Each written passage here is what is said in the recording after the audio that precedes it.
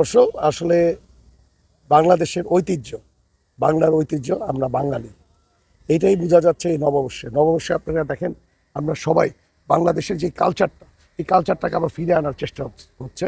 Even বাংলাদেশের কালচারটা এত রিচ, এটাই বোঝা যায় যে বাংলাদেশের, এটা আপনি মোগল আমলে বলেন, এর থেকে আপনি অনেক আগের থেকেই এই কালচারটা শুরু হয়েছে।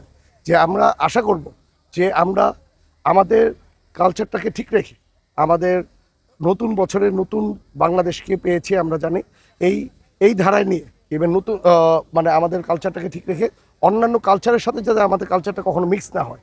আমাদের কালচারটাই আমাদের জন্য অনেক গর্বের জিনিস।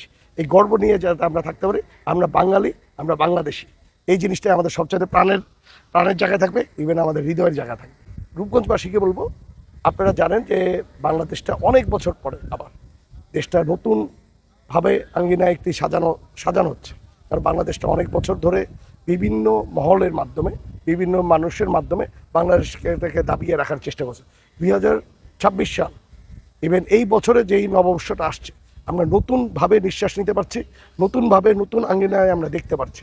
আমার হিসাবে বাংলাদেশের জন্য এই বছরটা সবচেয়ে ভালো একটি বছর যাবে। ইভেন রূপগঞ্জবাসীর জন্য অনেক ভালো একটি দিক যাবে, ইভেন নতুন আলোর দিকে দেখবে, যে আলোতে রূপগঞ্জের বাসীরা নতুন ধারায় রূপগঞ্জটা সাজাবে এবং স্বপ্ন রূপগঞ্জটা গড়ে দিবে। ধন্যবাদ।